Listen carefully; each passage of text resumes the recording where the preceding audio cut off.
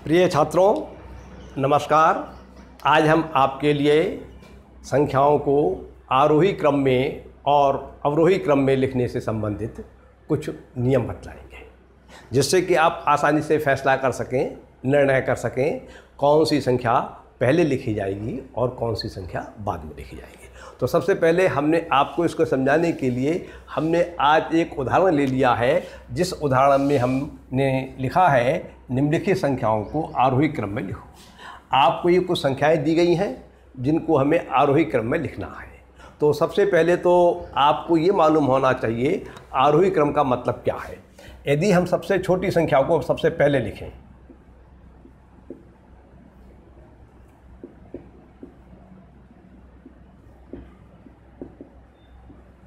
और सबसे बड़ी संख्या को बाद में लिखें, सबसे लास्ट में,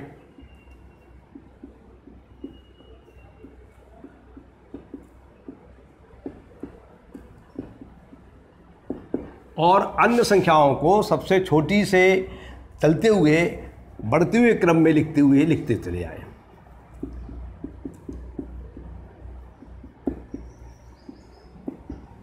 कहने का तात्पर्य है सबसे छोटी संख्या पहले लिखी जाएगी, उससे बड़ी संख्या उसके बाद में लिखी जाएगी, उससे बड़ी संख्या उसके बाद में लिखी जाएगी, उससे बड़ी संख्या उसके बाद में लिखी जाएगी, और सबसे लास्ट में जब हम सबसे बड़ी संख्या लिख देंगे तो ये हमारा कहलाता है आरोही क्रम। और यदि हम सबसे बड़ी संख्या सबसे पहले लिखें और फिर घटते हुए क्रम में लिखें संख्याओं को, सबसे बड़ी संख्या इधर लिख दें हम, मान लीजिए,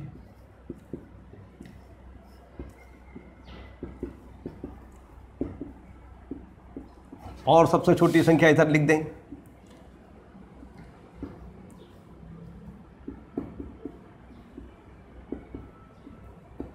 और संख्याओं को हम लिखें घटते क्रम में।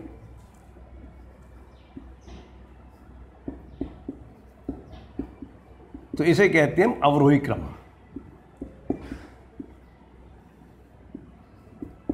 क्लियर?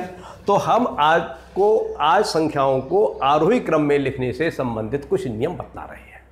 तो इस आरोही क्रम में लिखने के लिए सबसे पहले हम ये छांटेंगे कि दी गई संख्याओं में हमारी सबसे छोटी संख्या कौन सी है। तो देखिए, इसके लिए ऐसा है कि गणित के अंदर अध्ययन करते समय, संख्याओं से संबंधित अध्ययन करते समय ये जानकारी आपको होना चाहिए। एक नंबर लाइन होती है, नंबर लाइन ये है। इस नंबर लाइन के अंदर यहाँ पर तो 0 होता है और यहाँ पर होता है पॉजिटिव इन्फिनाइट, अनंत की संख्या धनात्मक, और इधर होता है नेगेटिव का इन्फिनाइट। और इसके इधर जितनी संख्याएं होती हैं वे सभी धनात्मक होती हैं।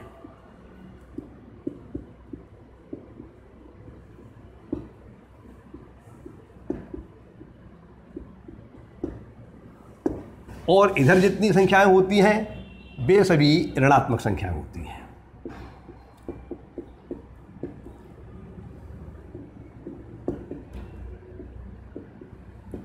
क्लियर? और जब हम इधर ओर बढ़ते हैं तो हमारे लिए संख्या प्राप्त होती है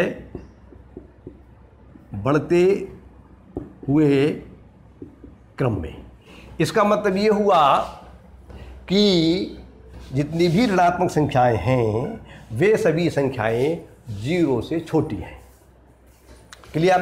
तो अब हम देखते हैं आरोही क्रम में लिखने के लिए सबसे पहले हम सबसे छोटी संख्या छांटेंगे।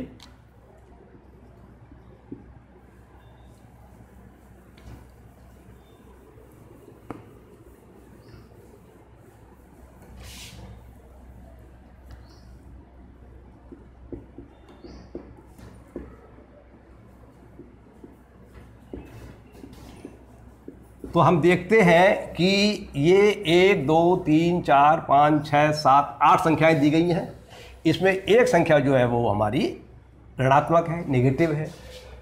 इसका मतलब ये हुआ ये 0 से भी छोटी होगी, और जितनी धनात्मक संख्याएं हैं वे सभी 0 से बड़ी होती हैं।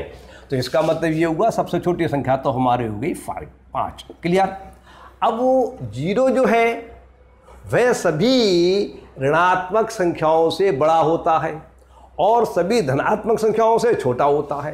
तो ये संख्या, ये संख्या, ये संख्या, ये संख्या, ये संख्या और ये संख्या सभी धनात्मक संख्याएं हैं। इसका मतलब ये हुआ कि 0 जो है इन सभी संख्याओं से छोटा होगा। तो 0 आप यहाँ पर लिख देंगे। क्लियर? अब 0 और 1 के बीच में जितनी भी शुद्ध भिन्न होती हैं वे सभी शुद्ध भिन्न जो है 0 और 1 के बीच में होती हैं। अब शुद्ध भिन्न कैसे कहते हैं इसकी आपको जानकारी होना चाहिए।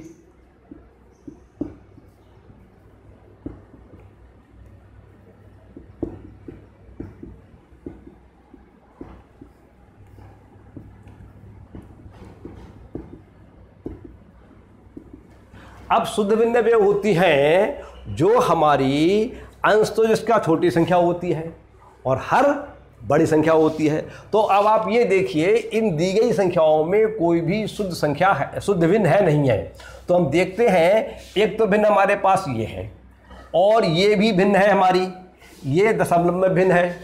लेकिन ऐसा है कि अगर कोई संख्या लिखी है 3.57, इसका मतलब ये हुआ ये संख्या जो है 4 से तो बड़ी है, छोटी है, आई एम सॉरी, 4 से तो छोटी है और 3 से बड़ी है।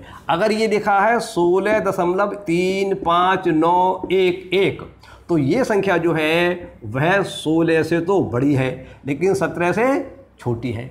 तो ये संख्या चूंकि 1.35 है, इसलिए ये संख्या जो है 1.35 जो है वो 1 से तो बड़ी है और 2 से छोटी है। तो इसका मतलब ये हुआ कि 1 अगर यहाँ पर लिखा जाएगा तो 1.5 जो वो इधर लिखा जाएगा, इधर नहीं लिखा जाएगा। और शुद्ध भिन्न जो है वे 1 और 0 के बीच में आती हैं और हमारी इन भिन्नों में जो है 3/5 शुद्ध भिन्न है। क्यों? क्योंकि इसका अंश जो है वह हर के मुकाबले छोटा है। तो इसके बाद हमारे ये शुद्ध भिन्न आ जाएगी 3/5। अब आपकी ये संख्या भी लिख गई, ये भी लिख गई और ये भी लिख गई। इसके बाद आप देखती है 1, 2 सही 1/7, 3, 1.35। अब जैसा कि आप जानते हैं 2 और 1 में 1 छोटा होता है, 2 बड़ा होता है, इसलिए 1 यहाँ पर आ जाएगा। उसके बाद आप देखिए ये लिखा हुआ है 2, ये लिखा है 2 सही 1/7 और ये लिखा है 1.5, 1.35, 2 और 2 सही 1/7। तो देखिए ऐसा है कि 1.35 लिखा हो, 1.3579 लिखा हो, 1.00008 लिखा हो, ये सभी संख्याएं जो हैं वे 1 से बड़ी हैं लेकिन 2 से छोटी हैं। ये किसका? तो ये नहीं, अगर दशमलव से पहले केवल 1 लिखा हुआ है, जैसे 1 लिखा हुआ है ये, और इधर दशमलव के बाद चाहे कितने भी अंक हों, वे सभी संख्याएं जो हैं वे 1 से बड़ी होंगी, 2 से छोटी होंगी। इसका मतलब ये हुआ इन दोनों संख्याओं में ये संख्या छोटी है और ये बड़ी है। लेकिन ये संख्या कैसी है? 2 से छोटी और 1 से बड़ी है। अब 1 यहाँ पर आ चुका है, इसलिए यहाँ पर आएगा 1.35। क्लियर? अब आप इन दोनों संख्याओं में फैसला करिए। जैसे आपको दशमलव में मैंने बतलाया था, इसी प्रकार से सही बटे में अगर मान लीजिए कोई संख्या लिखी है 23 सही 5/11, ये वाला हिस्सा जो है वह शुद्ध भिन्न के रूप में होना चाहिए। तो ये संख्या जो है वो 23 से तो बड़ी है हमारी और 24 से छोटी है। आपका लिखा है 105 सही 1/17, ये संख्या जो है वह 105 से बड़ी है और 106 से छोटी है। तो जब हमारी ये संख्या लिखी है 2 सही 1/7, इसका मतलब ये हुआ ये संख्या 2 से तो बड़ी है और 3 से छोटी है।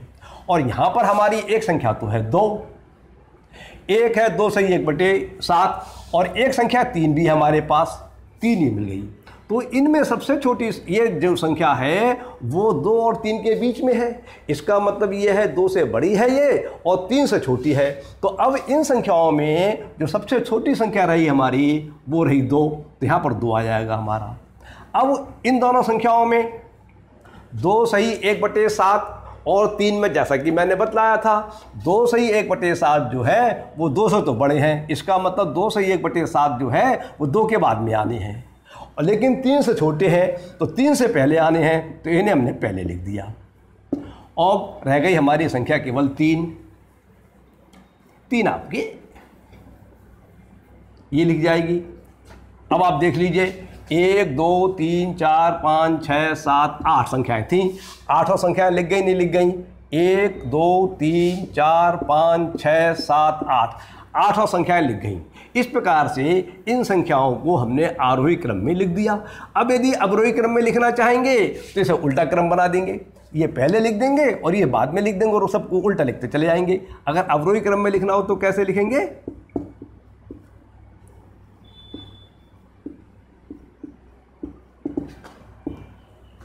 3, 2 सही 1/7, 2, 1.35, 1, 3/5, 0 और -5।